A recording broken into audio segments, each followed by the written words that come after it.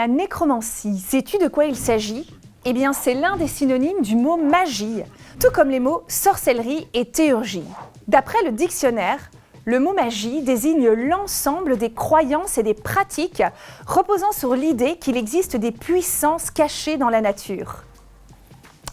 On distingue la magie blanche, qui a pour but d'écarter les mauvais esprits et de guérir, de la magie noire qui, au contraire, stimule les forces obscures pour faire du mal à quelqu'un.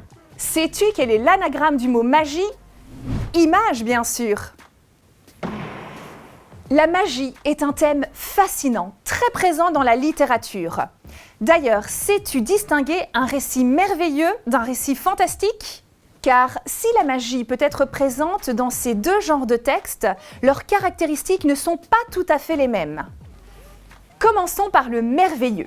Le mot merveilleux vient du latin mirabilia, qui signifie chose étonnante.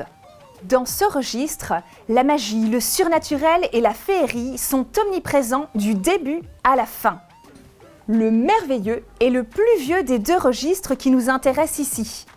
Il remonte au fond des âges, quand les conteurs transmettaient oralement des récits faisant intervenir des divinités, des démons et des héros. Parmi les chefs-d'œuvre du merveilleux, on peut citer les contes de Charles Perrault et des frères Grimm, ainsi que la fameuse trilogie Le Seigneur des Anneaux de J.R.R. Tolkien. Le merveilleux est différent du fantastique, en ceci que le surnaturel y est accepté du début à la fin, ce qui n'est pas le cas dans le récit fantastique car il représente une menace.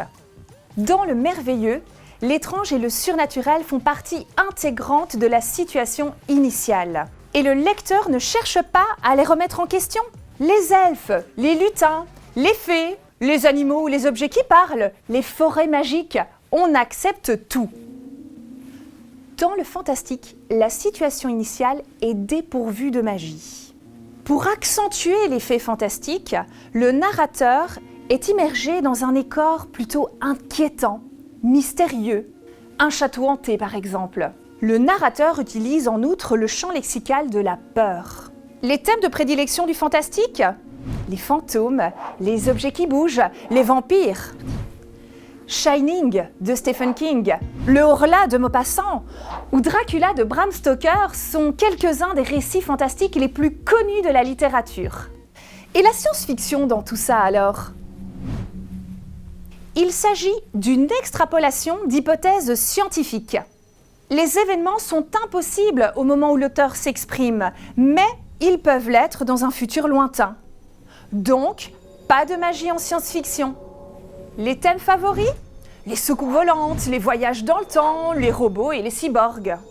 Et toutes ces caractéristiques sont à peu près les mêmes dans le domaine cinématographique. Allez, on va voir si tu as bien compris. Star Wars et Hunger Games, merveilleux, fantastique ou science-fiction? Science-fiction évidemment. Et La Belle et la Bête? Merveilleux, en plein dans le mille. Et Harry Potter alors? Alors pour cette saga-là, ce n'est pas si évident que cela. Les histoires de J.K. Rowling ne répondent à aucune des caractéristiques des trois genres. Ce n'est pas du merveilleux, ce n'est pas du fantastique et ce n'est pas de la science-fiction. En fait, il s'agit précisément de low fantasy.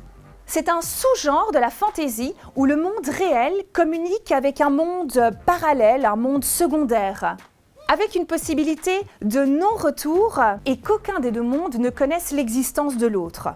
Mais la magie n'est pas que dans les livres et les films, elle est aussi dans les mots. Comme l'a écrit Erik Orsena dans son livre « La grammaire est une chanson douce », les mots sont de vrais magiciens. Ils ont le pouvoir de faire surgir à nos yeux des choses que nous ne voyons pas. Je vous laisse imaginer la suite. Lorsque vous lui ouvrez la porte, la magie est partout.